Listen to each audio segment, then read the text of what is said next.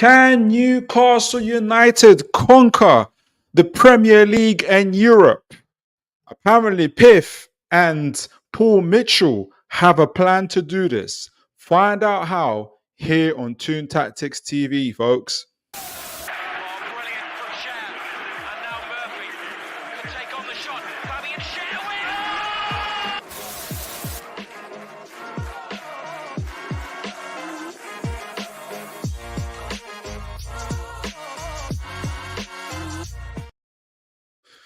Good evening, guys. I hope you're all having a good evening here and that you're all doing well. I hope whatever you're doing it and having fun, whether you're cleaning the house, listening to myself whilst you're doing it, coming back from work, going to work. Maybe you're at work and you're listening to Toon Tactics TV. You are most welcome, and I hope that today's content, today's show will continue to bring you some light entertainment, hopefully some information too, and just make your evening a little bit easier. But do let me know in the chats, guys, how you're doing. Make sure we're engaging. Let me know your ideas. Let me know your thoughts, because tonight's show, we are going to be talking about, again, the kind of the building and the structure of Newcastle United. There's a couple of things that set me off on that was obviously a couple of articles from Mark Douglas on Iron Newspaper, and I'm keen to discuss with these things. And the show's going to be broken up in two ways. First, we're going to talk about kind of on the back of last week's, but adding to how Newcastle plan to build the squad under the philosophy of Paul Mitchell and Eddie Howe, but also kind of how is it going to I'm not necessarily looking for player profiles. And what set me off on this thought was, again, this information from, I'll put it on screen actually now, with Paul Mitchell, not Paul Mitchell, with the Iron Newspaper, essentially talking about, I'm not sure if it's this one. Was it this one? Where essentially they're talking about, and I'm going to break it up, about how with kind of, Newcastle having contracts that are about to run out, how Newcastle kind of who's going to stay, how they're going to decide who's going to stay, who they're going to keep, who they're going to sell, whose contract is going to run out. And that all kind of fuses into and talks about how Newcastle eventually build their squad. And so there's that part of this of Newcastle United and the building of the club, the building of the squad. The other part, the second half of the show, we're going to be talking about the new information that essentially Newcastle United are, this is the information from Luke Edwards. Let me put it on the screen. The information on the new on the stadium rebuild, or in terms of, let me see if I can get it on here so you guys know what I'm talking about. Premier League, Luke Edwards information on. I've got so many things on my screen, it's hard to find these things. But essentially, where PIF are trying to assess whether they will do a stadium expansion, so expand St. James's Park from the 54,000 seat that it is, to whether it will be a 60,000 seater at Newcastle United. Whether to do a stadium expansion essentially, or build a new stadium altogether at Leazes End. Why can I not find this? And so obviously there's a bit of controversy for that for the fans, who obviously, especially people that live in Newcastle United. You can probably hear from my accent that I'm not from Newcastle United, but I'm especially keen to hear from folks who live in Newcastle about what their thoughts are about whether they would want to see, here we go, there it is, to hear from folks about whether they would want to see Newcastle, the owners, build a whole new stadium at Leazes Park. So, which is, from my understanding, is obviously adjacent to St. James's Park, but it's not obviously at St. James's Park. It's still in the city centre, but it's not obviously the city centre itself. So there are those two plans of what they plan to do. So do you expand the stadium there at St. James's Park, or do you build a brand new one? Here it is at St. James's Park itself. It's $1 billion to redevelop St. James's Park and make it into a 60,000 seater, or build a whole new one at St. James's Park. And we'll get to that one. I'm keen to hear you guys' thoughts, especially whether you're from Newcastle or from outside Newcastle. I'm really keen to hear people's views on that. Now, both these situations, how Newcastle build their squad, and the finances that are involved in that, and the revenue that we're hoping to generate from that as well. And obviously, the Newcastle, the St. James Park Stadium redevelopment or new stadium plans all tie into the idea of obviously building Newcastle, and they all kind of tie in together to building the club, building Newcastle United. And so all these things tie in. So that's why I'm very keen to hear from folks about your ideas and your thoughts about all of this. So without further ado, let's go back. What I wanted to share with you first, which is around the squad. So there was two articles released from Mark Douglas, and from folks that might not know, Mark Douglas is the journalist who received who did that an hour and a half interview now with Paul Mitchell, where Paul Mitchell outlined his kind of transfer strategy and his transfer plans. And so Mark Douglas now, he's come up with a number of articles this week that really triggered my thoughts and my ideas for the show. One obviously is around this. The Newcastle. This is talking about essentially how Lewis Hall, the Newcastle youngster who can prove the transfer strategy is working.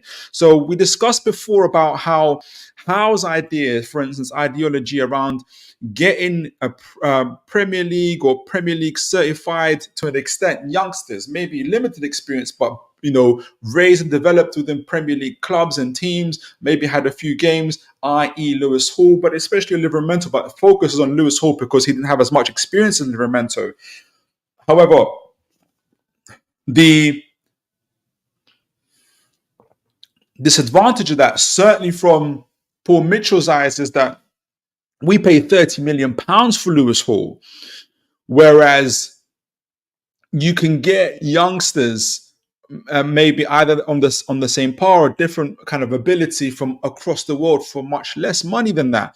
But what the article talks about is look how Lewis Hall has done, and look what an excellent left back he's turning into. And so maybe there's some credence to what Eddie Howe is saying.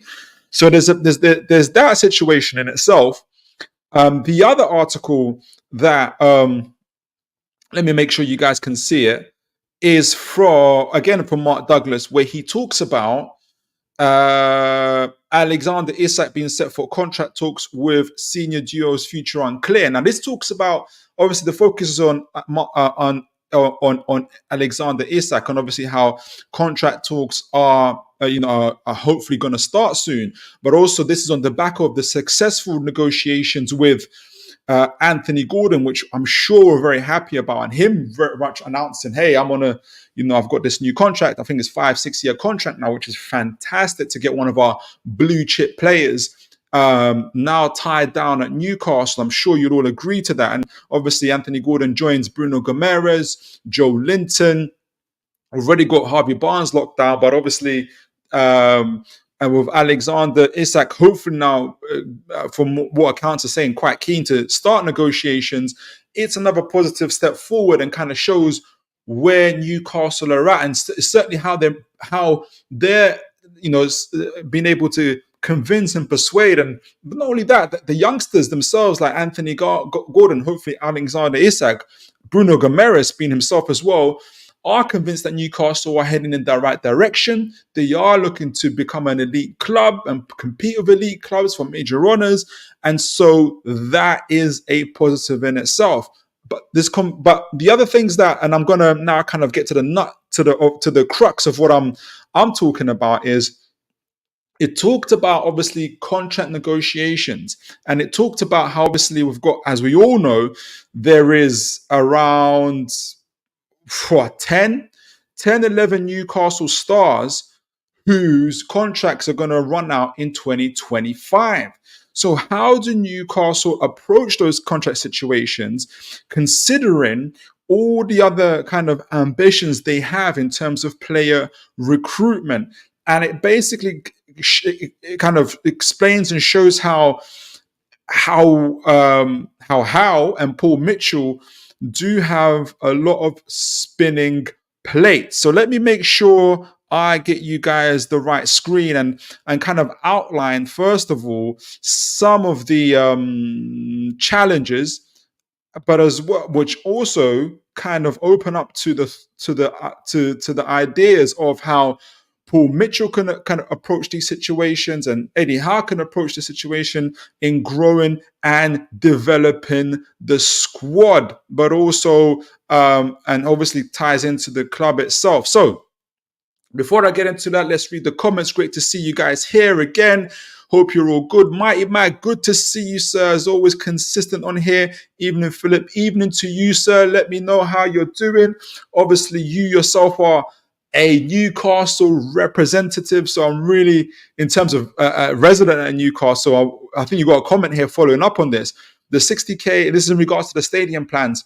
The 60K upgrade from 52K isn't going to put a dent in the queue for a ticket. More like 75K is what we could sell. You know what? And that's a very, very good point. So, Mighty Back Mag, without putting you on the spot, are you for Newcastle owners investing into a new stadium? And I was thinking 75K is massive. You know, I'm kind of letting on the show a little bit early, but what I was going to say in the article by Luke Edwards is that obviously we all know that Manchester United are building a new stadium, which they're planning to call the new Wembley of the North, and they're looking to make it somewhere close to 100K. And whether it's pride or my own ego, I think Newcastle can do the same thing. I think if Newcastle built a 100K stadium in Newcastle, it would be sold out on a regular basis, and it can match that of whatever Manchester United, whatever they plan to do at Old Trafford. And in terms of Wembley of the North, Newcastle can claim that title.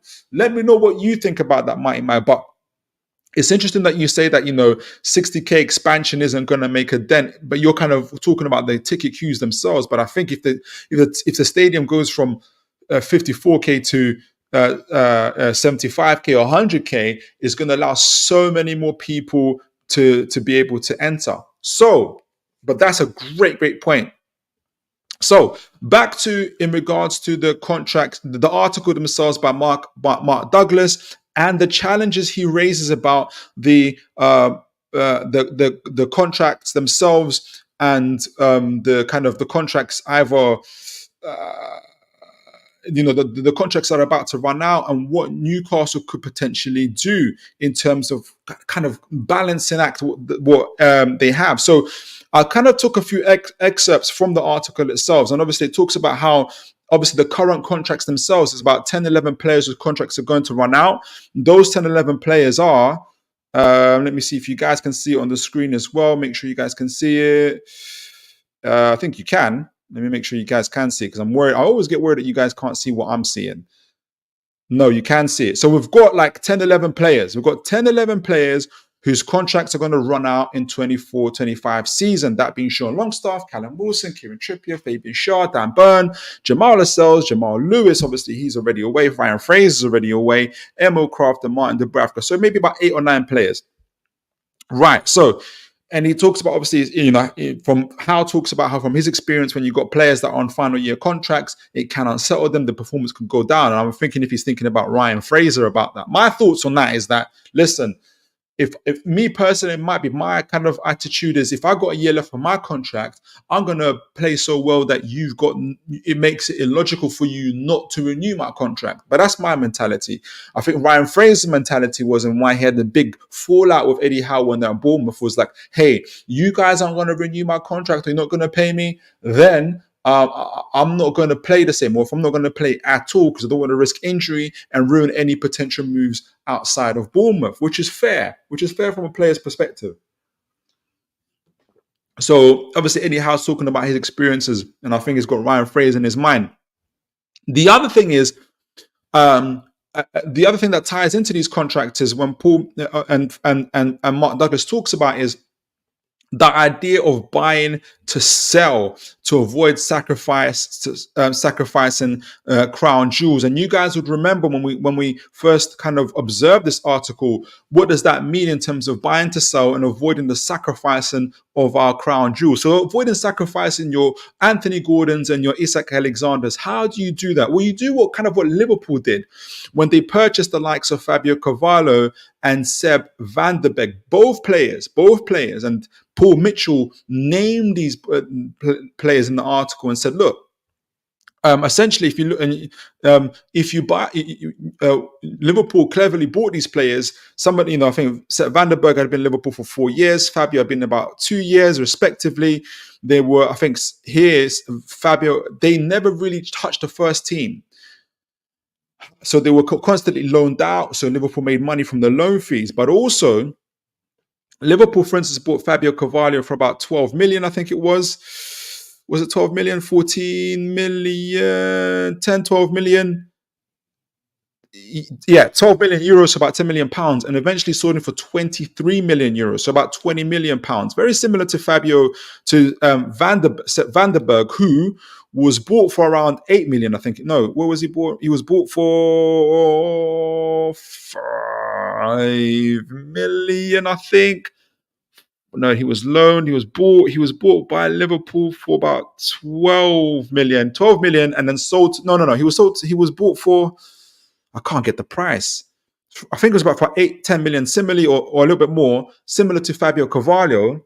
No. Even better than that. Sorry, excuse me, guys.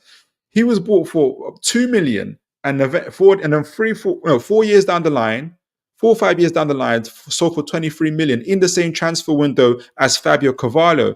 And Liverpool made 50 million on them both. So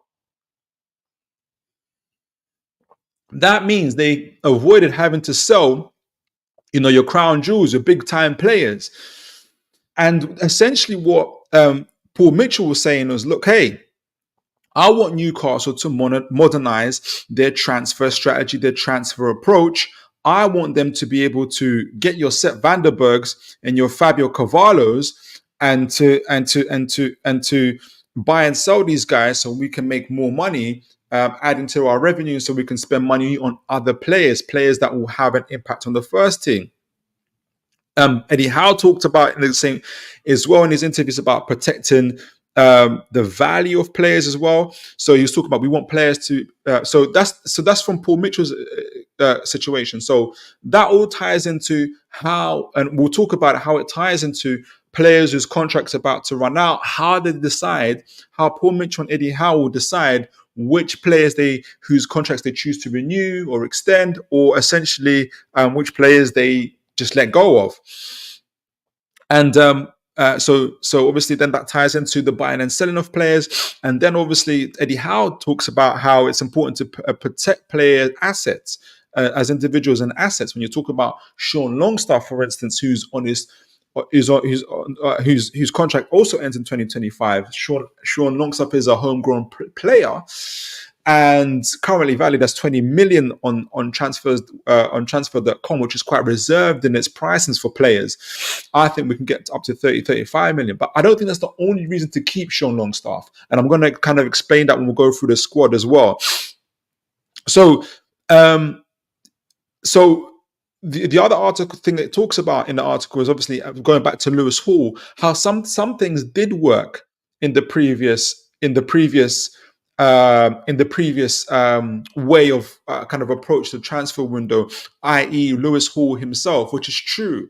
And so when Paul Mitchell is thinking about buying players, going to leagues outside of the Premier League and buying players there, yes, you can get your Ibrahim Konates for 300k, but you don't, they're not necessarily as predictable winners, likely to do well as your Lewis Halls, as we're looking at Joshua Archipong, for instance, and others. And so sometimes, yes, the price is a little bit steeper, i.e. 30 million, but there's more guarantee of success. So there's going to be that kind of conversation.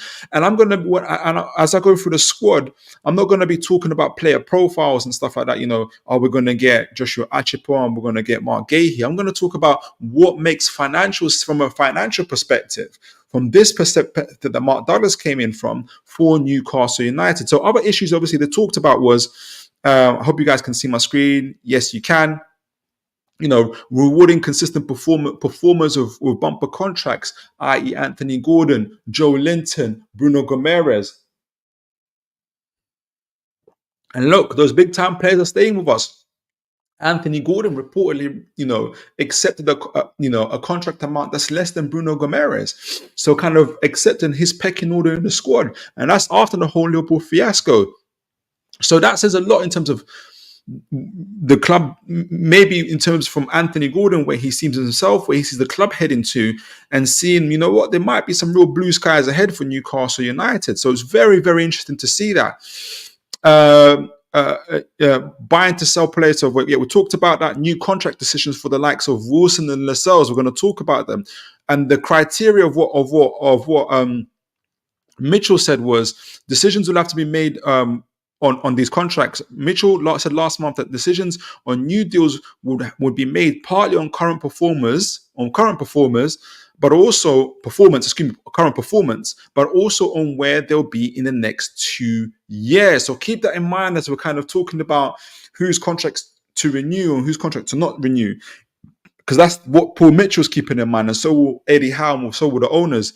Newcastle understood to be in the market for another striker, interestingly as well, having added William Osula to the development squad, which is positive to hear. So I basically said, look, this is like spinning plate situation in planning for the future. They're considering when they're considering whose contract they're going to renew. They're also having to consider which contracts they're going to increase. Increasing wages as well. There's going to be a whole FSR issues around that as well. So that's going to play into the decision making. Current performers, where they're going to be in 2 years' time.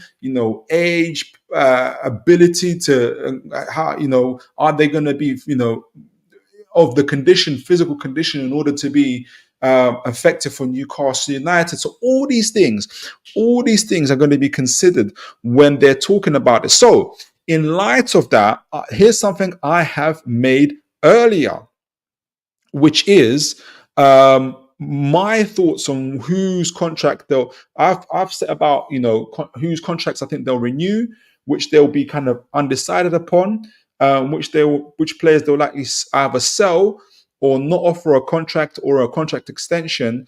And I've got at the bottom the likely players they're likely to buy to sell. But I haven't got 100% conviction on that because I just don't know. So I've left the kind of the youth buy to sell situation quite open, but I've kind of given my firm foot on the players whose contracts essentially I think will be extended, and which players I think whose contracts I don't think will be extended and are likely to stay.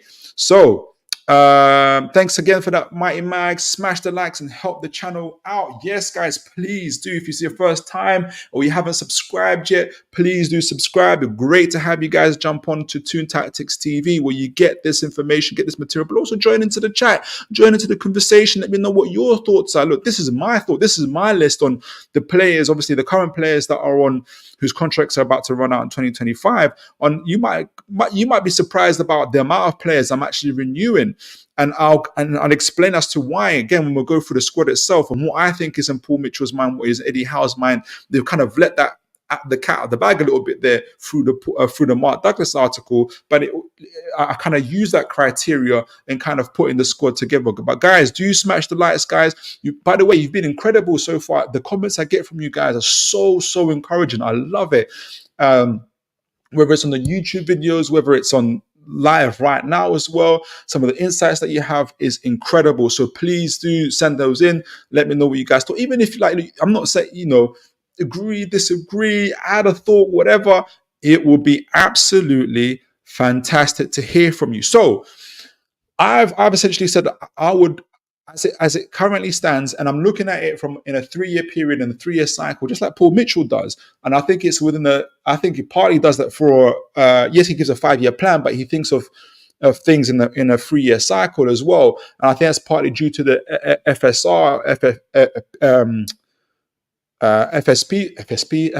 and there's a new FSR rules coming. What do I call it now?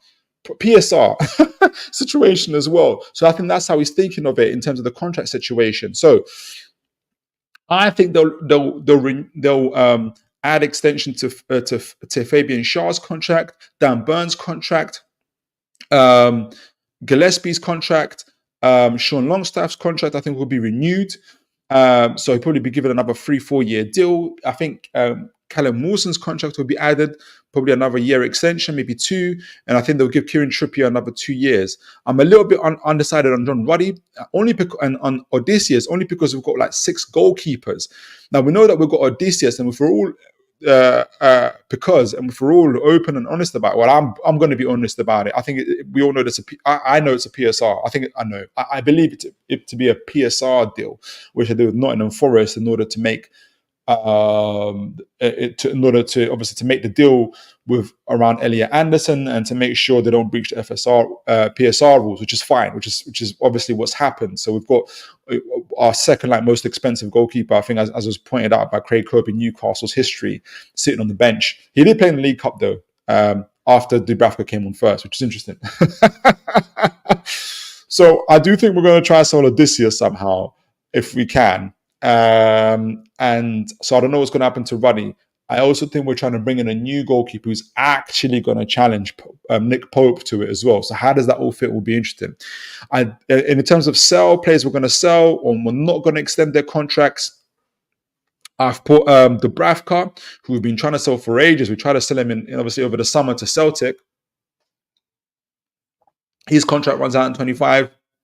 Matt Target, because we haven't seen him for a year. And even before that, Dan Burn was preferred to him at left back position. So he let me know what Eddie Howe thinks of him, but also what is likely Paul Mitchell going to think of him as well.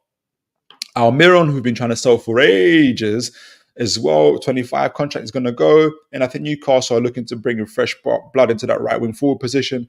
Jamal Lascelles, I think, will go, and Kraft himself. And so why do I think this way? How does it fit in? So what I've done in here, what I've done in here, just to kind of, I know this looks really busy at the moment on my screen. What I've done here is I've separated our squad, our team, into defense, midfield, and attack to make things a little bit easier to see and to understand in terms of, and I'm not looking at it as who's the best player necessarily. What player profile Newcastle are going to look. I'm not looking at it from that perspective. I'm looking at it from the perspective of contracts, of finance, of finances, of the stuff that the guys are talking about, where the players, Paul Mitchell's talking about where the players are going to be in 2 years' time. How they protect their crown jewels, i.e. your Anthony Gordons or Alexander Isaks and all those type of things. So that fits into my idea about what I think in terms of, i.e. why they'll extend one person's contract and not extend another person's contract.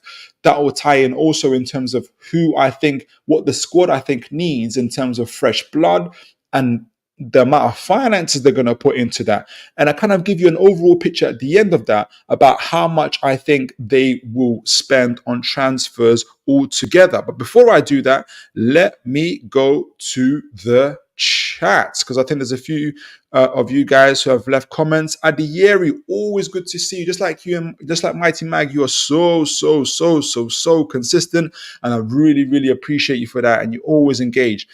Philip, how are you? Amanda Staley Murdoch should buy Newcastle United. Oh, as always, you're very consistent with that. They're gonna buy it because there's now articles they're looking to buy Tottenham. When they do that, you got to stop sending me that message because they'll be Tottenham through and through, right? Adiyeri.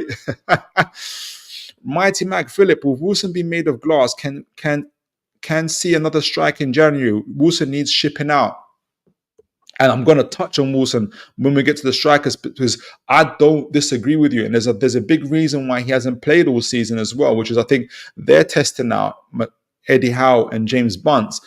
I think how much rest he actually needs, how many games he kind of plays, but also obviously that's why you got a lot of articles, well, particularly on players like Jonathan David, whose contract is going to run out. Whether Newcastle, I think there's one released today about him recruited, but also Dominic Calvert-Lewin, another person who's known for injuries, but he's played 38 games last season. But I'm going to touch on Wilson and why I think his contract might be renewed, Mighty Mag. But I don't disagree with you. I'm looking at it from a pure financial, well, predominantly from a pure financial point of view. Target, nobody will touch him being on 100k per week unless we'll cover part of his wages. Yeah, look, I think he's on the list in terms of, he's on my list in terms of, he's on transferwindow.com for his contract running out in 2025. Hence why I don't think his contract will be renewed.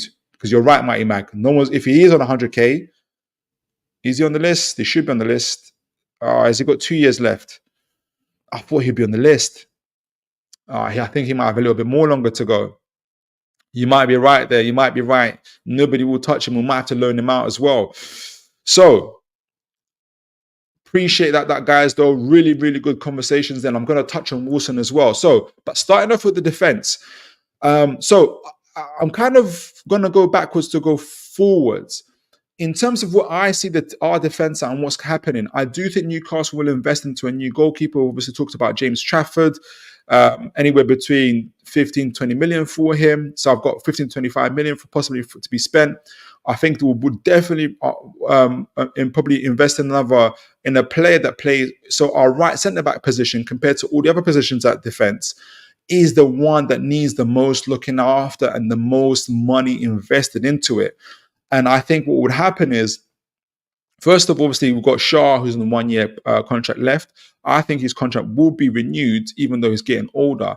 Now, I'm not taking into account there's variables, because obviously we know that Shaw has plans outside of football as well. So he might leave anyway. But I'm kind of living in a world where everything is going my way at the moment. So I think if Paul Mitchell and Eddie Howe had their way, Shaw would stay because he suits more of the profile of a more modern fullback, plays with both feet, can take the ball out, can bring the ball out, his passing ability and everything else, compared to Lascelles, who can't play with both feet, who can't pass and is not very good at taking on the ball.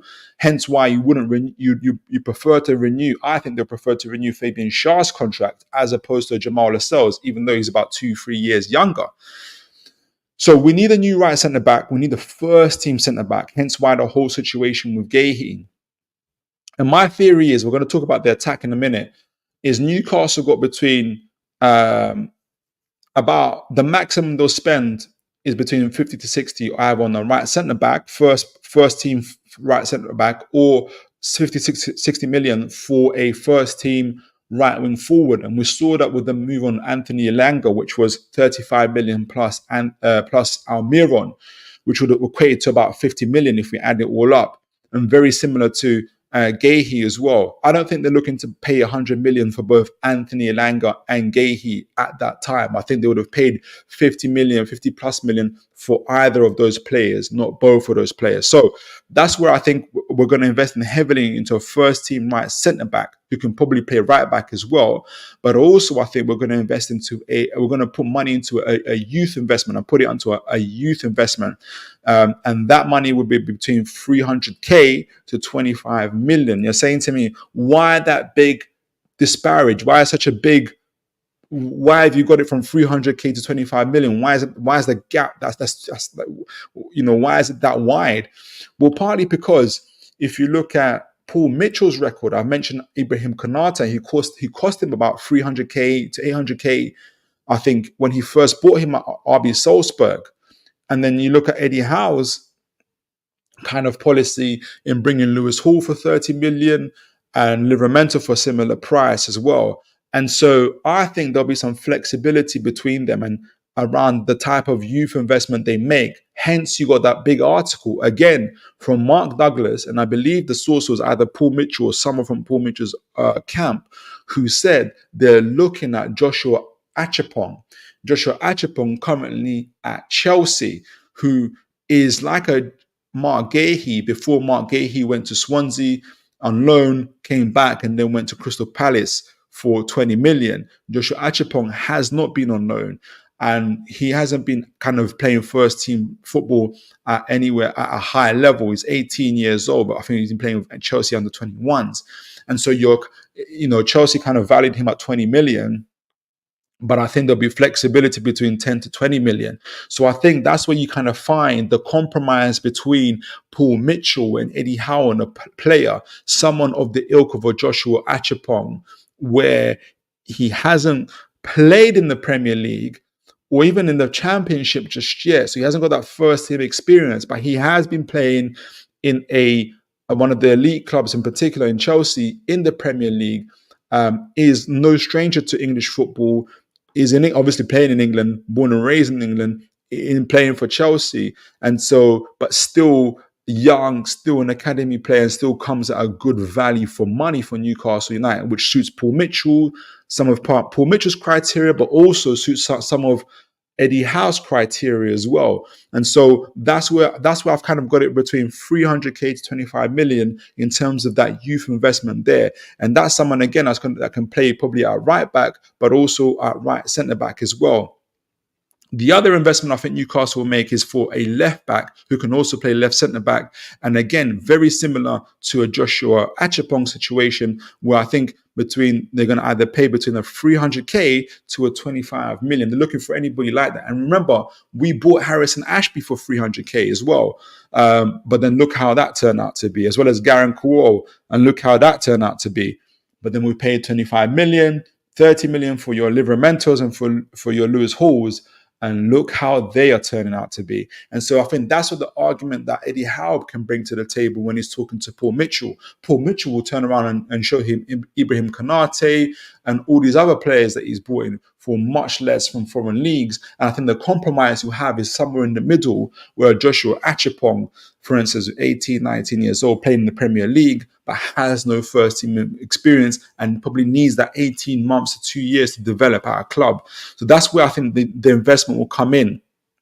So saying all that, that's why I've put Matt Targett as someone who'll either be sold or loaned out, contract even possibly terminated if Newcastle can. But I could have sworn he's on his final year. That's why I had him on. The other one I think will be, obviously, I put Jamal Lascelles.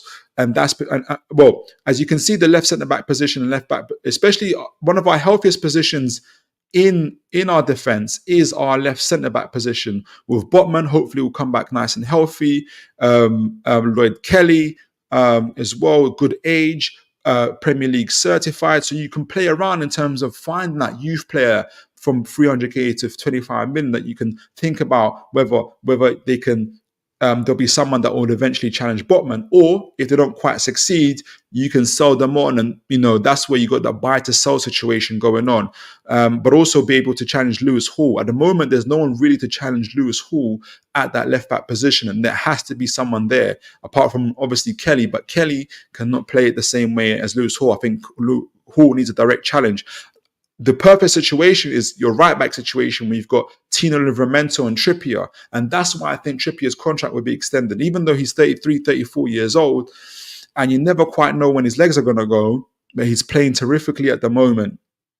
And I think that balance and that competition, and credit to him, his captaincy has been taken from him, has been given to Bruno Gomes, and look how they're doing. So there's a really healthy situation, that right back situation. I think Eddie Howe will be keen for that to continue. Yes, Trippier's getting older, but that's why you're looking for the likes of a Joshua Achepong, who can play right centre back or right back as well, to kind of be there.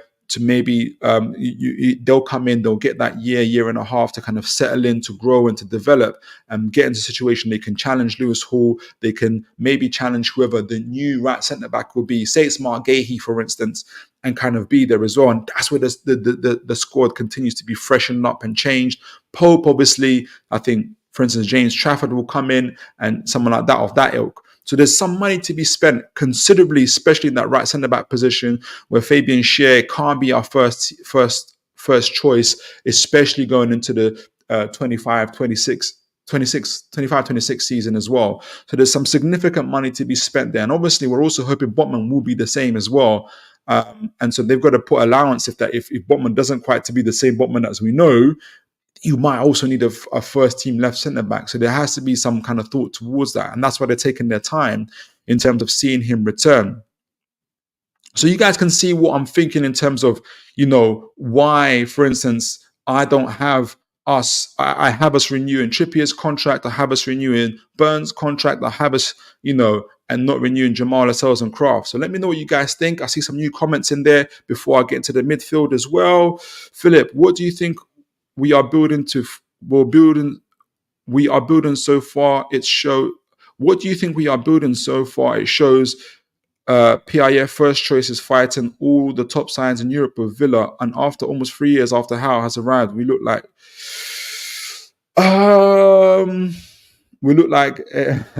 well, it depends what you mean by that. It depends on what your kind of expectancy was. My expectancy is difficult one, because obviously we succeeded so well in terms of staying off relegation, but not just staying off relegation. We finished 11th after being bottom, after not winning any games, and then we finished 11th, and then we got into the Champions League, and yada yada yada in terms of what happened after that.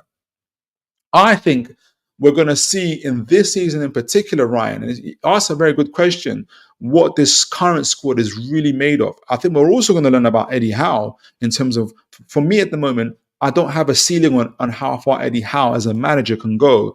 But I think this year will tell me a lot, especially how I know I'm not asking, I'm going to follow a bit of a tangent here, but I think it links into what I'm about to say.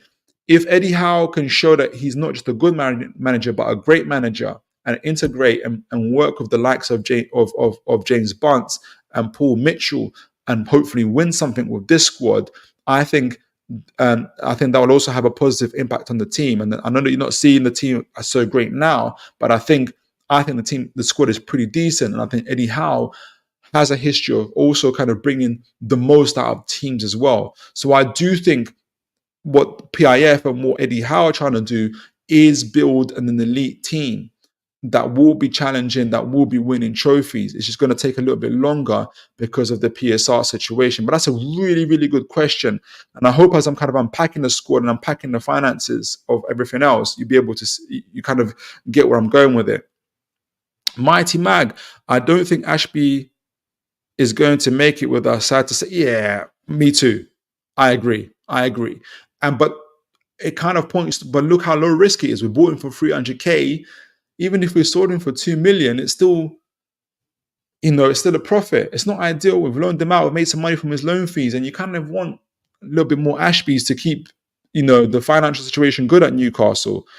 But well observed. Ian McKenna, evening to you, Ian. Hope you're doing well, sir. Target is reported to be at 100k. Nobody actually knows that.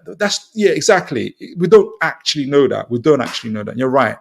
And I have to keep that in mind when I'm doing these reports. I personally doubt it. I'm not sure what that's about. We just went toe to toe with the best team. Well, exactly. So the squad isn't as bad, isn't it? Like we just we literally did go toe to toe with Man City, and you guys will see my breakdown as well. That so that's the defense, and that's my ideas, and I'm going to kind of give a all in all transfer where the money is total for that as well. So like I said, that's where I think the defense is at. I think the midfield is, in my view, and tell me what you guys think, the midfield is in a far healthier situation than the defense. We obviously have, with how we play at the moment as well, we kind of keep 3 midfielders across.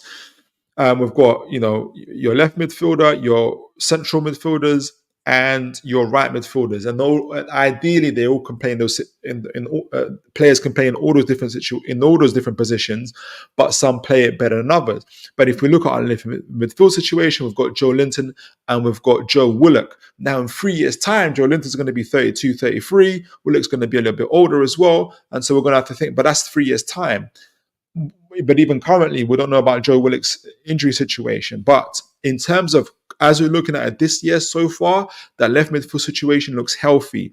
Lewis Miley is obviously currently injured, but ideally, even though I've got him behind Bruno in terms of central midfield, I suspect that Miley's better in in a right midfield situation, but he can play in central midfield as well. But you want another Lewis Miley in the squad, and that's why I've put it in the youth investment for Newcastle, so that Newcastle will likely look for another kind of a youth player to break into that central midfield area of the same ilk, of the same profile of a Bruno or a Tonali, particularly a Tonali who's a little bit more athletic than Bruno. Hasn't quite got all of his technique, but he has really good technical quality as well, of which, for instance, of a profile of Angel Gomez. And I promised not to go into player profiles because they'll extend the show into 3-4 hours. But that's the kind of idea that I'm thinking about as well. So I think that's the kind of main investment.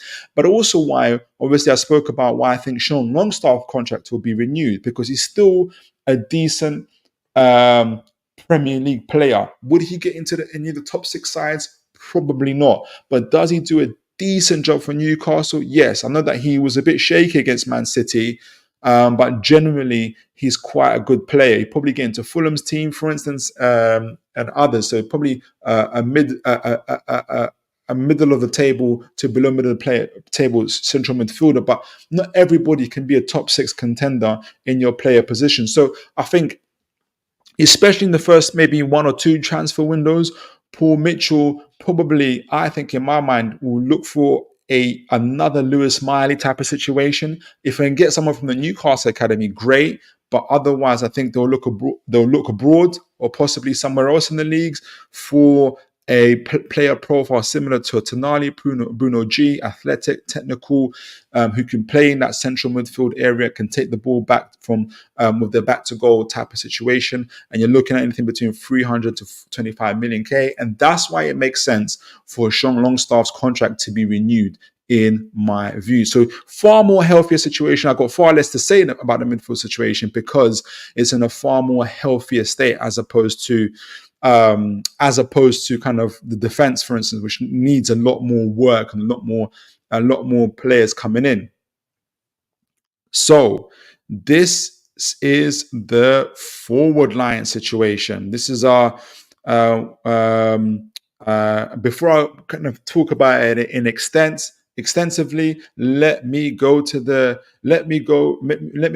comments. Hunter quote there, we look like SHIT, which is said earlier by about Ryan Foster, I think, after playing well against Man City while being hamstrung by PSR.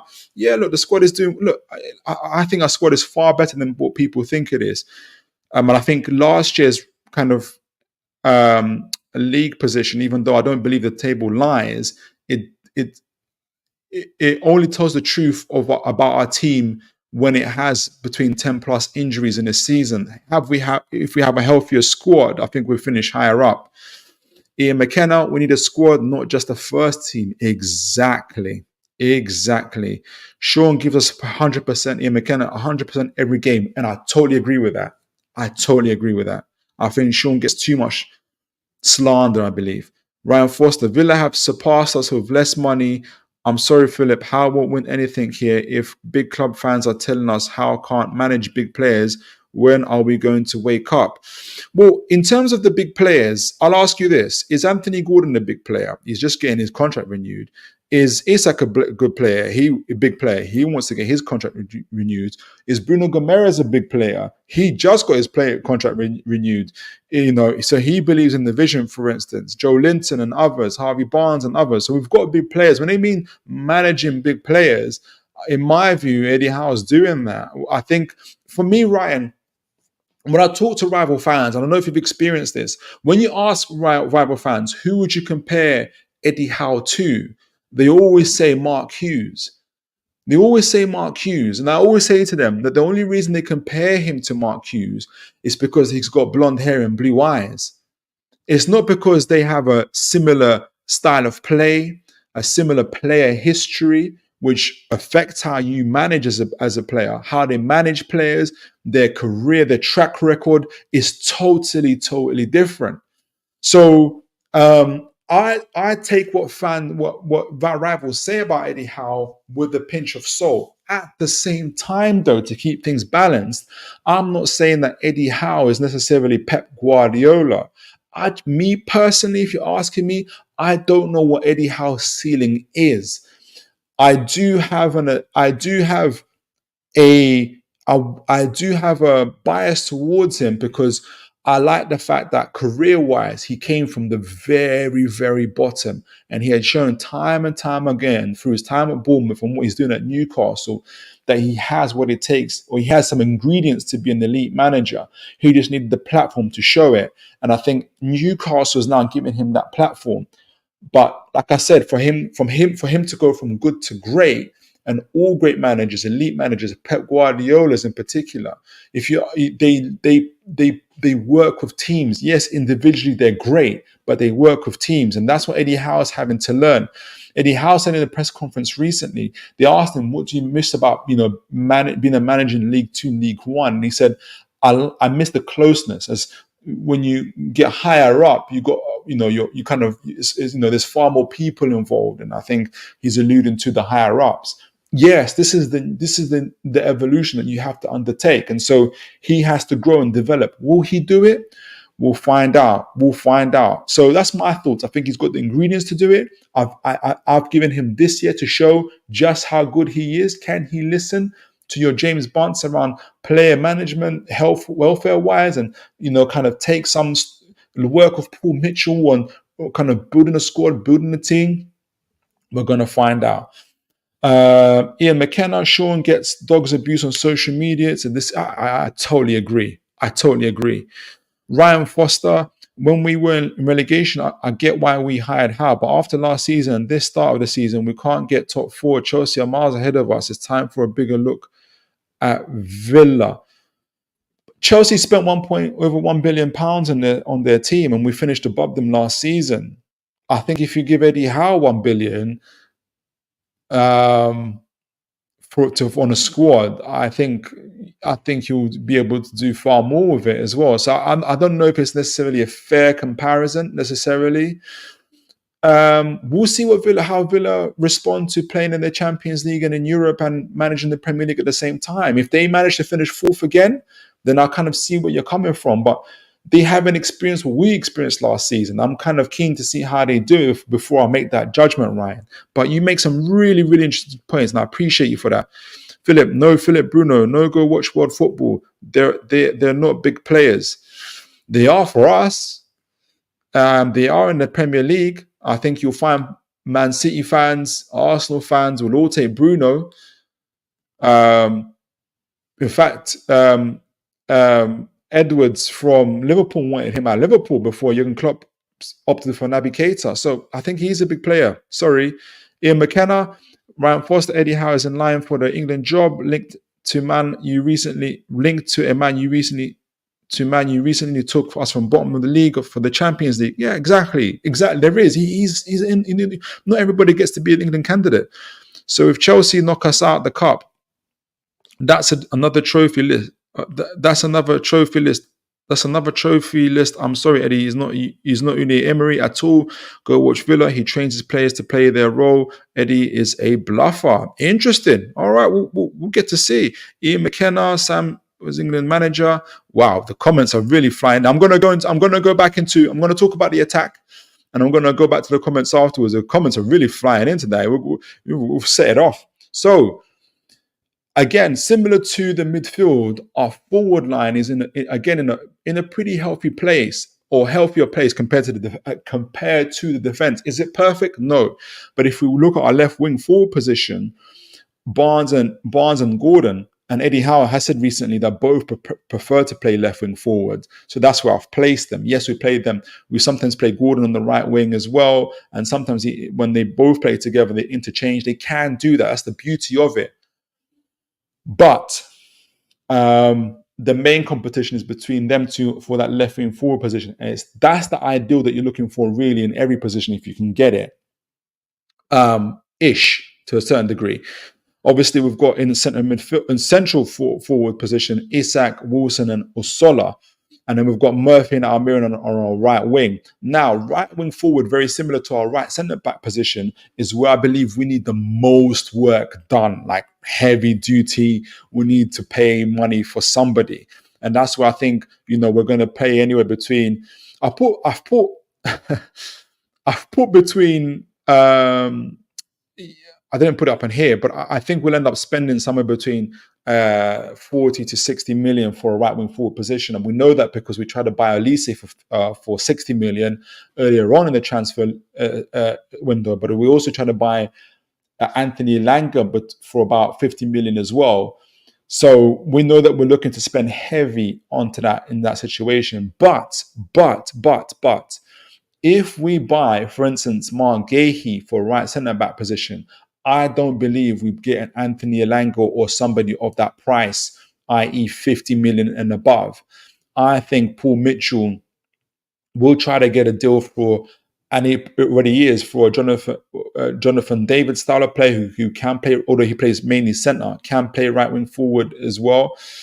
And I think he will look to get invest money into a youth type of player, someone with some experience. So maybe you're looking anywhere between, I've got here between 15 to 50 million, but that's what it could be. But I think if we buy a Mark Gahey, we're going to invest far less into a right wing forward, but someone that will have to develop. Hence why we're keeping Murphy, obviously. We're not selling him, but I do think we'll get rid of, apologies, but I don't think we'll have Almiron's contract extended at all. We've already tried to sell him several times. And in fact, we've tried to tie him into deals, i.e. Anthony Elanga deal, to be able to get those deals across. We know that we're trying to sell Almiron.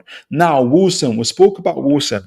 And this central, as it stands, that centre forward position, Isak, Wilson, or Sola, is a type of situation they're trying to create in terms of actually building a squad. As someone mentioned in the comments, we're not just trying to build a first team, we're trying to build a squad. I know that we know that his injury record is abysmal, and there's different reasons for that.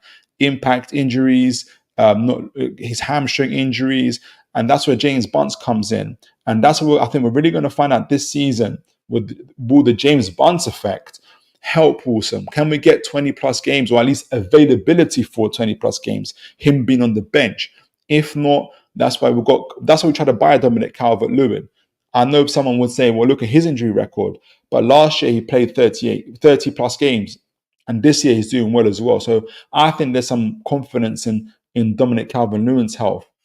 Obviously, Jonathan David's contract situation. So you've got those players available there. But if you can't get those free transfers over the line, and that's what Newcastle are looking for, you're either going to try and buy a youth player who can play a centre forward or right centre wing forward position and pay anywhere between 300k and 25 million for them. The only problem with that approach is, like on a Solar type, the only problem with that is those guys are no competition for Isak, and Isak needs competition to keep himself motivated, to keep, he has to wake up in the morning thinking, am I going to get into the team today? And that's the kind of ideal situation we want to be able to have. So the team is in a decent situation. We do definitely need to invest heavily into a right wing forward position. I think we also need to invest heavily into another kind of attacker, and obviously Mark Douglas, a youth from a youth situation like at Osola, and obviously Mark Douglas has alluded to that. But I do think it's far more likely that Wilson's contract will be renewed rather than not. So that's the breakdown for our defense, our midfield and attack. That's the breakdown for the kind of the players. I think how Paul Mitchell and Eddie Howe have been looking at the squad in terms of whose contracts they'll renew, whose contracts they won't renew. They'll keep in mind where those players will be in 2 years' time. Where will Wilson be? Someone might say, well, look at his injury record. Where would he be? And I think that's what they're trying to assess this year. Is he health-wise in a position to be available, and also is in a position to actually compete with Isak, or at least be a worthy replacement for games? Because if yes to those situations, then we save money, because as Eddie Howe says, it costs far more money to replace a player than it is to keep a player, so long as those players obviously are in a healthy situation. And it also allows us to buy more kind of Usola types in those situations to kind of keep the squad fresh and to have those players around. It would be the same thing for our midfield with Lewis Miley. It would be the same thing in our defense of Lewis Halls and Livramentos and players like that. And it's those youth players that I'm really, really looking forward to. So with all that in summary, our defense, our midfield and our attack, when I add all that money together that I think over the 3-year period Newcastle could spend, it ranges between, and I know that you guys might think, but if we add it all up, but it ranges between 71 million and 235 million. So it's very, very, very, very wide. And that's obviously because I've got players who I think Newcastle, especially youth players who I think Paul Mitchell could bring in, who are, your Harrison Ashby types, your 300K, 400K types. And this is not including players, and we're going to talk about it, buy to sell players. This is strictly for the team, the first team, and the squad itself. And so players that are looking to make an impact on that squad, essentially. And obviously, I've got a few 300K players, youth players, your Joshua Achepongs, 10, 20 million players, your Lewis Halls, but also all the way up to your kind of Mark Gahey price range of 50, 60 million types as well. So we could, over the next 3-year period, pay anything between 71 to 235 million. I think it'll be somewhere in between. I think Paul Mitchell will look to directly spend on the squad itself about 150 million, which is about the same amount he spent actually at Monaco. I didn't do that intentionally, but in Monaco he spent about 140 million euros over a 3-year period. Obviously that's France though, and it's a different team, but I suspect and I think it's that amount because obviously the squad itself in the last 3 years, the Newcastle squad itself, despite what people might think, it has grown and it has developed. And in fact, even the financial indicators, that the value of the squad, Newcastle, I think, have the 7th or the 6th most valuable squad in the league, as opposed to 3 years ago, where it was one of the least valuable squads in the Premier League. Now it's like 6th or 7th. I think it came out this today as well that Newcastle got like the 6th or 7th most valuable squad in the league. So that's why I think it's going to cost a little bit less financially in terms of building that squad. And from what I've suggested, this is Philip's suggestion. This isn't for Paul Mitchell. It's not Eddie Howe. I'm not in the know. I'm not an ITK.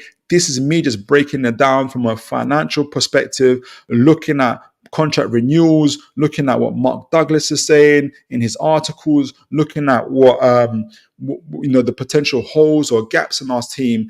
I think, and you guys have seen me break it down, and if you guys are joining in now, I am going to put timestamps on this well, so you guys can see how did he come up with that sort of price range? Like, who does he think he is? He thinks he knows how much Newcastle are going to spend. I don't. I haven't got a clue. Eddie Howe's not calling me up or anything like that and telling me what the plans. Certainly not Paul Mitchell either.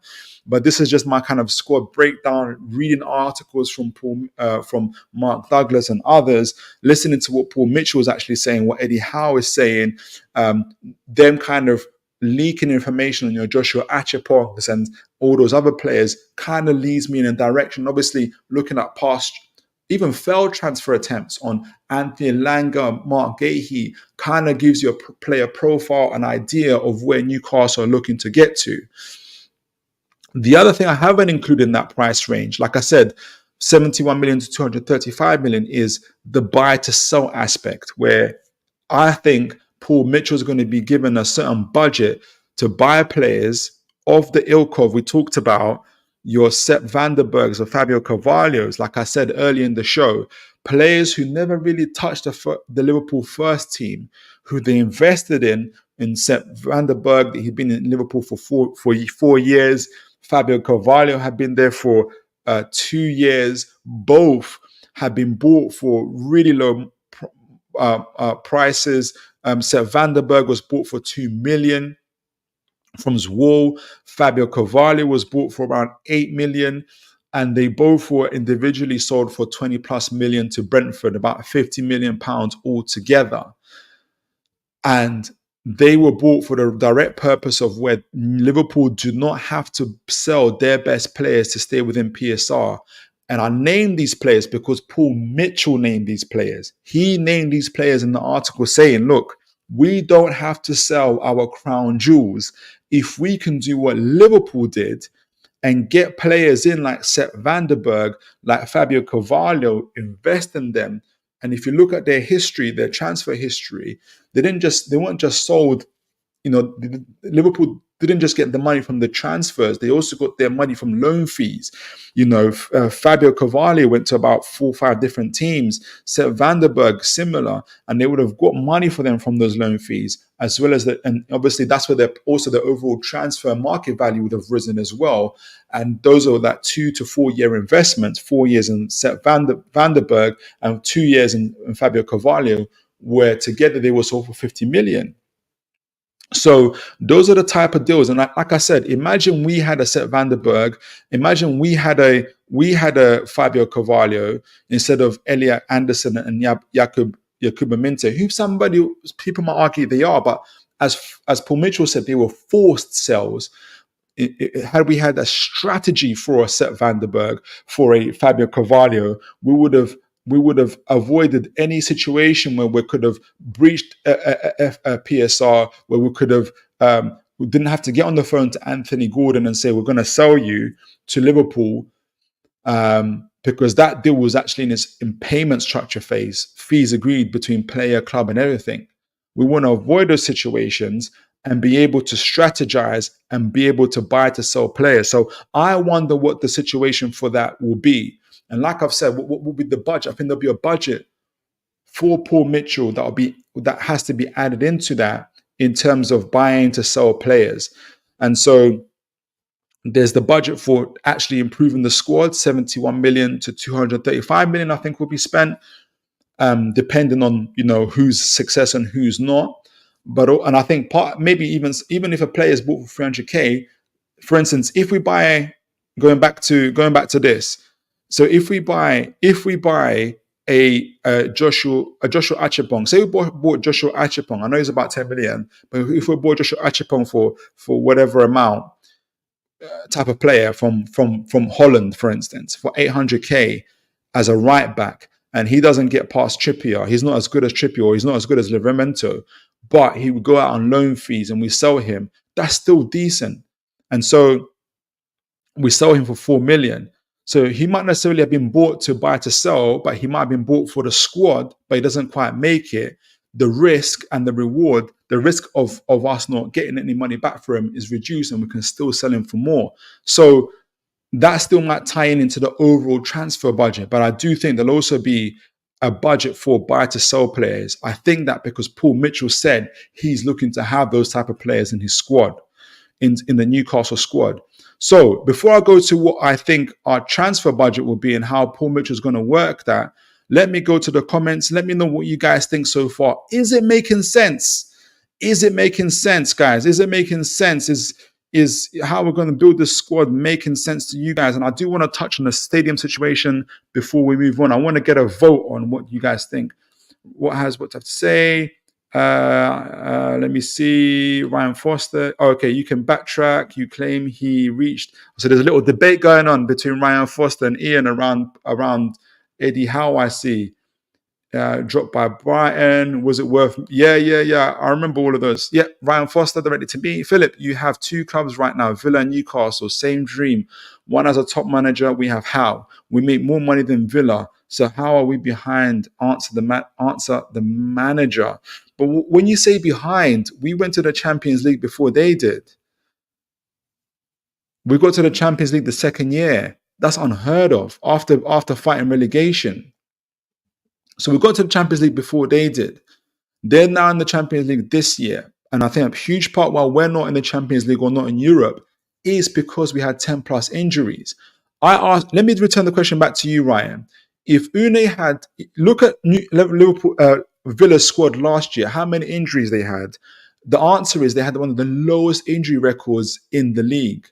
And they were able to keep the same squad, hence why they were able to get to the Champions League. Very similar to ours. So you let me know if Villa had Ollie Watkins off for 3-4 months, like we had Isak off. If Villa had Tillemans off for 4 to 5 months, like we had Joe Linton off. If Villa had Emi Martinez off for about 4 to 5 months, like we had Pope off, do you believe they would have got to the Champions League? Answer that question and let me know. Ian McKenna, it was odd that people had Minte as some sort of world beater. And you know what? We've got to get used to those type. We've got to get used to the fact we're going to be selling players like Minte as well. We've got to get used to that. Philip, are you watching Villa versus Bayern? The slapping, they're slapping them around. I haven't seen. I'm doing the show, so I can't see it, Ryan. My apologies. Battering them 1-0. So there's that kind of conversation. There's still that debate going on. Very interesting. But guys, let me know, is what I'm saying making sense? And let me know your 2 pence as well. In my mind, it's making sense, but I might be deluded. Let me know what you guys think. And we're going to get into the stadium situation. So I also kind of speculated what Newcastle will probably have available to them in the transfer window based on what I've kind of got from articles and what I got from 442 and others. And so, like I said, the Newcastle, in my view, in the next 3 years will spend between 71 million to 235 million. But I think Paul Mitchell will get somewhere in between and probably spend around 150 million plus on improving the team. This is, again, in an ideal situation. Players want to stay. Clubs don't come in and, for instance, come in for Bruno or Tonali and say, hey, here's 100 million, we want him now. Then that's when situations and plans change. That's the kind of ideal. Now, with that said, Newcastle need money. They need to stay within PSR, and obviously, how are they going to do that? I surmise, based on what I understand, what players, and you guys can tell me how PSR actually works. So turnover, 100. So for instance, if a club has 100 million turnover, wages plus other expenditures. If you take that, if you take that away, so it's about 40 million. For instance, for example, you have 60 million left over. That plus the 35 million. When you say 35 million, what is that? 35 million is the 35 million a club is allowed to overspend from its after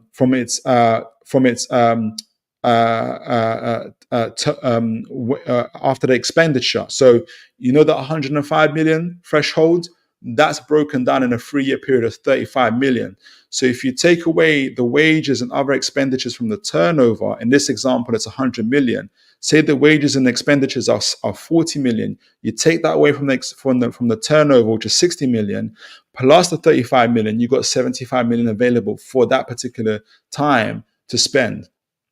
Newcastle, if you look at the public accounts, have 73 million available to them from after you take away the wages and expenditures as of last year, 23, at the end of June 2023. So it's a year old. I don't know what it is now.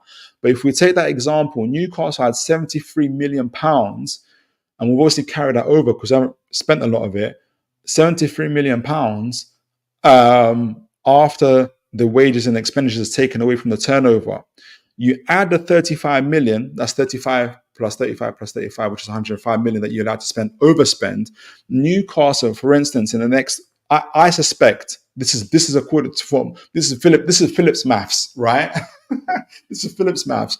I suspect Newcastle have about 100 million plus, 108 million to be able to spend on the team. So all of that factors into whose contract, again, Newcastle, Paul Mitchell, Eddie Howe will renew or won't renew. And it goes into the idea of, again, it costs more money to replace a player than it is to buy a player. Hence why, for instance, somebody talked to me about why would we keep Callum Wilson? Well, as long as we can keep Callum Wilson fit, and if we can't get players in for a free transfer, someone of that experience that Wilson has, it will cost us a lot more money to bring that person in than it is to be able to get Callum Wilson fit and to renew his contract. And I think that will, and if you're able to do that, if we're able to keep Callum Wilson fit and to keep him and available, then we can spend more money in other areas. So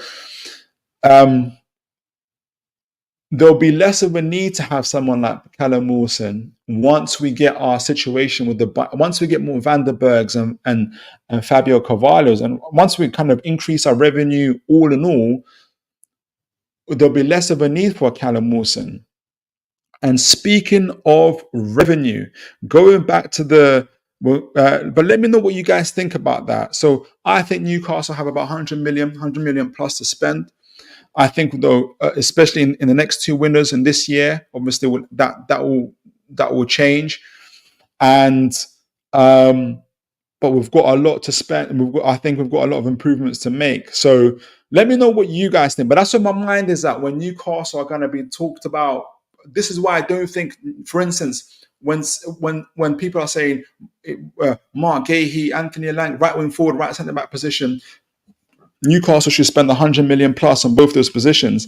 I don't think Newcastle are going to do that. I think they might spend heavily on one position, but they won't spend heavily on another, just because the PSR rules and what my thoughts are in terms of where I think the transfer budget is and what they have to spend is at the moment. I think if you ask me in 3 years' time, when we hopefully our general revenue is up, our commercial revenue and more cup competitions, our TV revenue, our stadium rights and everything else goes up, that will change.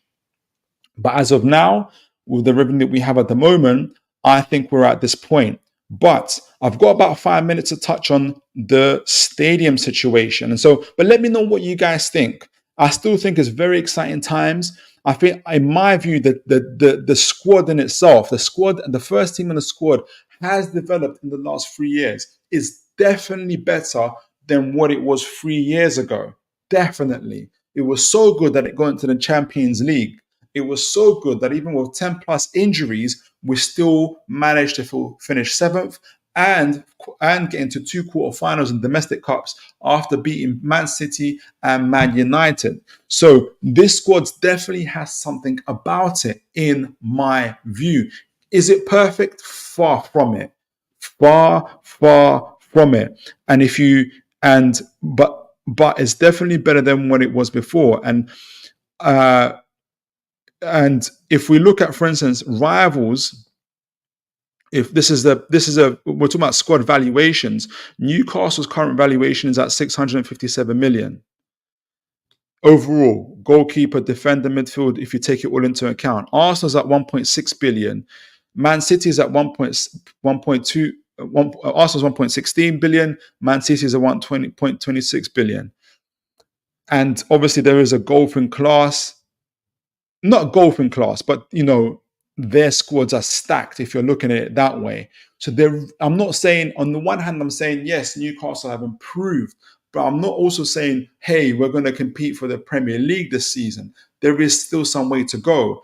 It's just finding out that balance in between. And that's why I think Paul Mitchell and Eddie Howe and James Barnes to a certain extent, but more Paul Mitchell and Eddie Howe will have a lot to talk about. We talked about contract renewals. We talked about contract extensions and whose contracts won't be extended, for instance. We talked about where the gaps are in the squad. How much then, in my view, Newcastle would have to spend in order to get the squad up to par with your Arsenals and your Man Cities, or to be able to compete, especially regularly for the Champions League spots. Because when it comes down to it, Newcastle would have to be in Europe regularly in order to generate revenue from TV and cup competitions themselves, to be able to really, really, really compete at that elite level. There's only so much magic that Paul Mitchell can do in the transfer window that other clubs aren't already doing as well. So it comes down to being at that elite level. So that's what we have to be. The other way that we can generate money is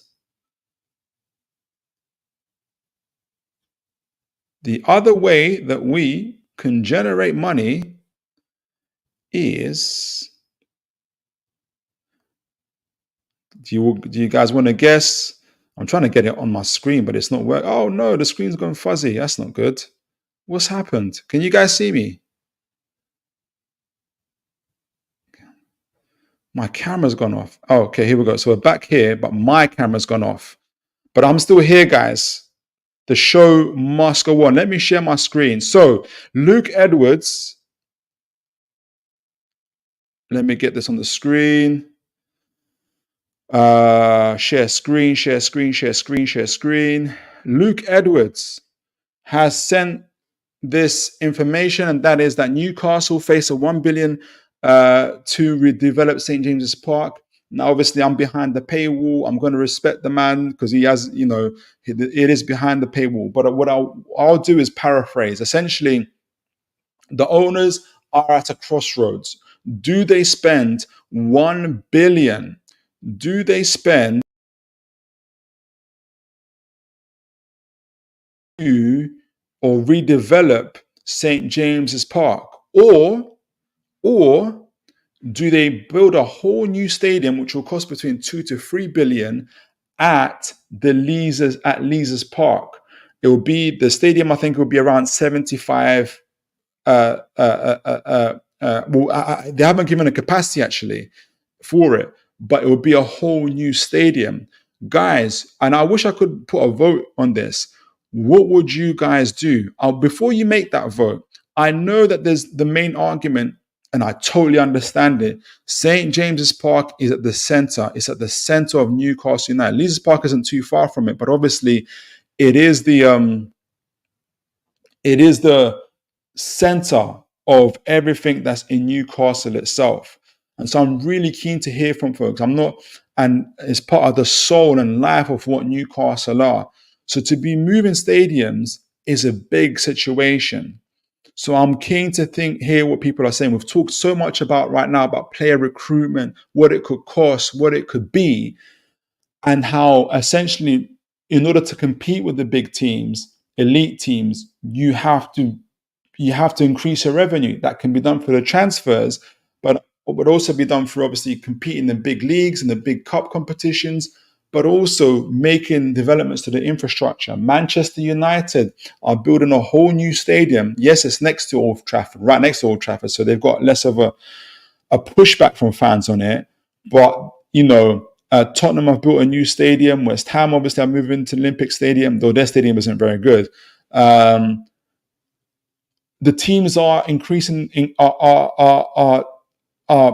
order to be able to compete, are making the situations. And I want to, before you make your decisions on this, there's this article around gate receipts. This is admittedly from 21-22 season. And Newcastle, when their 51-seat stadium, make about 1.9 million from match day revenue, which equates to around 38 million for that particular year. At the top end is Manchester United. They got 75k seater stadium. They got the biggest stadium in the land in terms of footballing wise. Obviously, then follows Arsenal, Liverpool, Tottenham, Chelsea, Manchester City, and West Ham. All of these clubs regularly compete at the European competitions, regularly finish 7th or 8th. West Ham, I know they're not having a great season right now, but they won the Conference League last season, and they've been going to the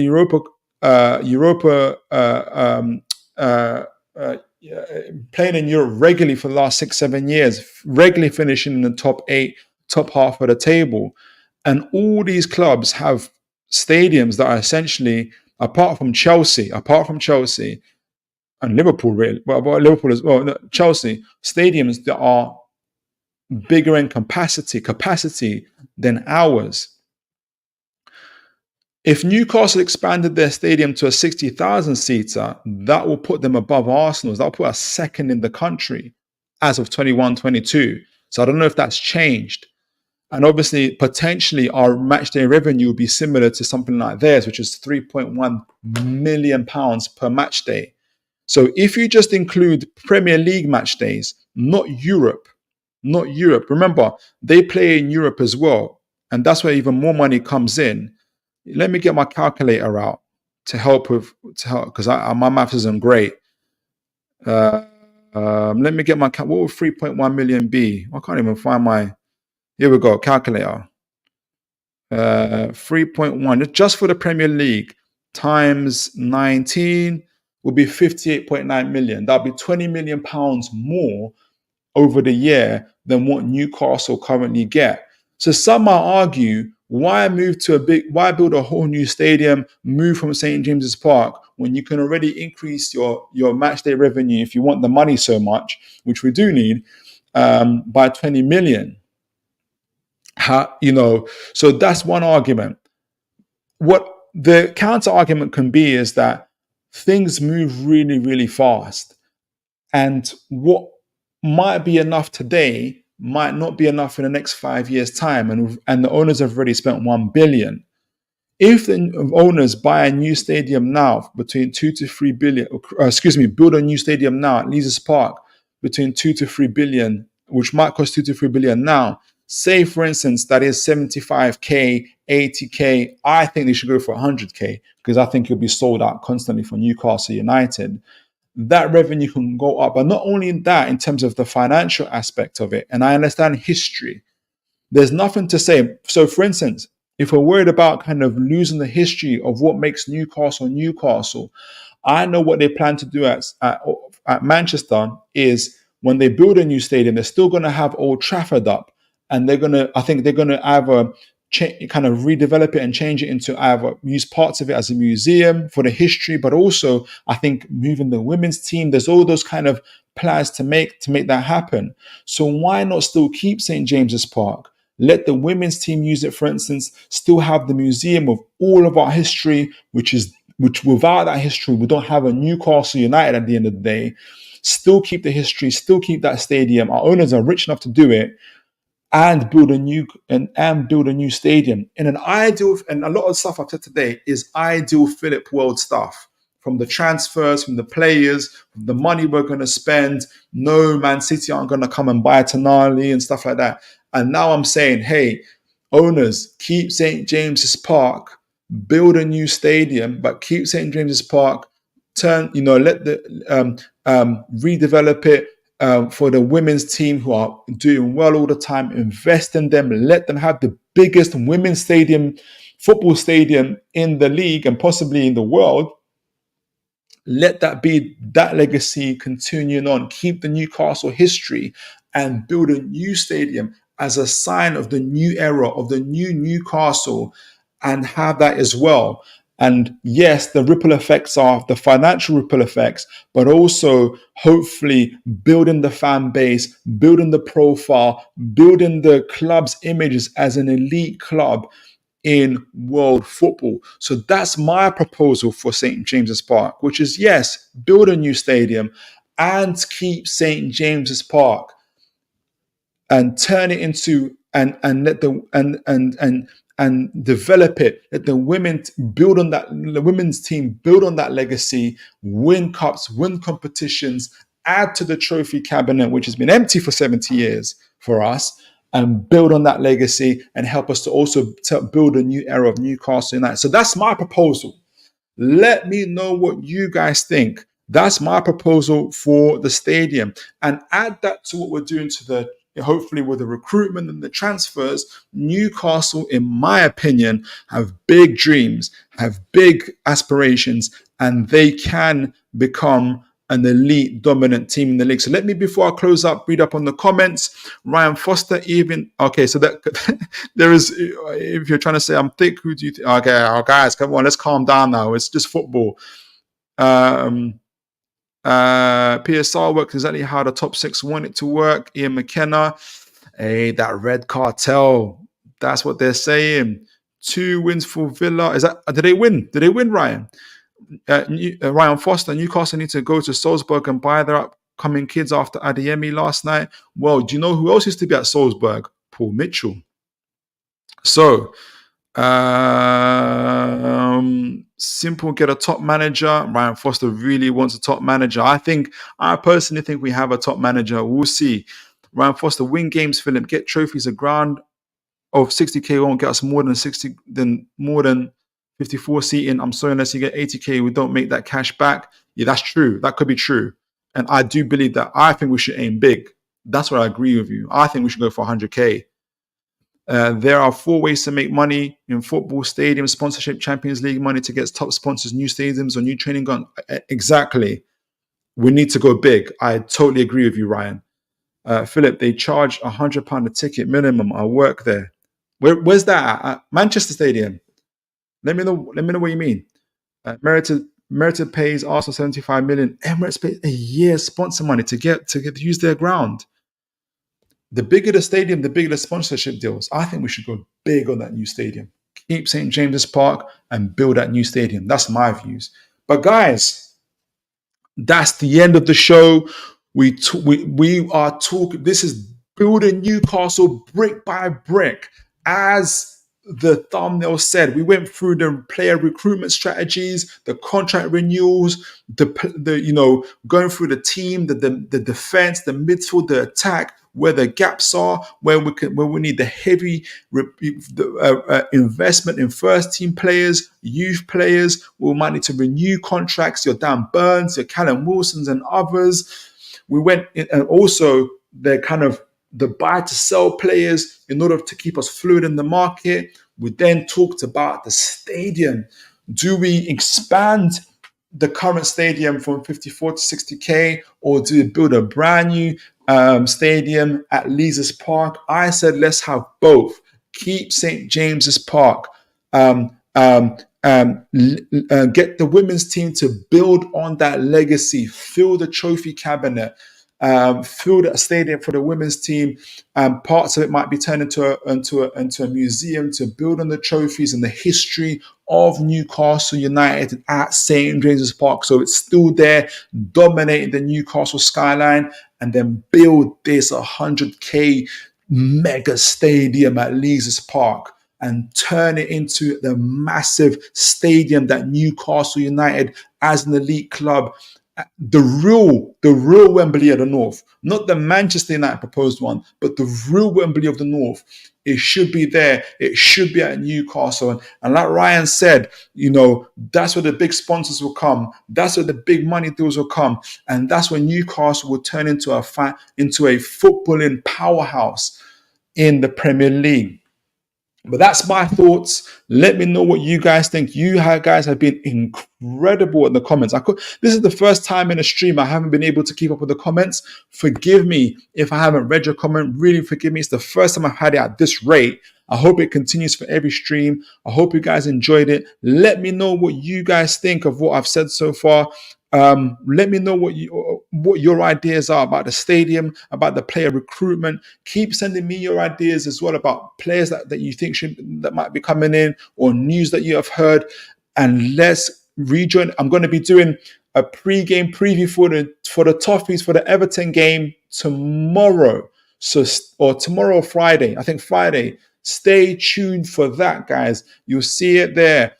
So make sure you're there for that tactical breakdown as well. We're going to be talking about Everton and every news as well. Mighty Mag, great show, and your tweets, Philip. Appreciate that, Mighty Mag. You are incredible, guys. Have a great evening. I hope you guys enjoyed the show. I'm going now to the Spurs Kings channel. That's with the rival football clubs, reminding them that the black and white army flies high, and that we're getting ready to take over. And if they don't know, they're about to know. And until next time, guys, take care and God bless, folks.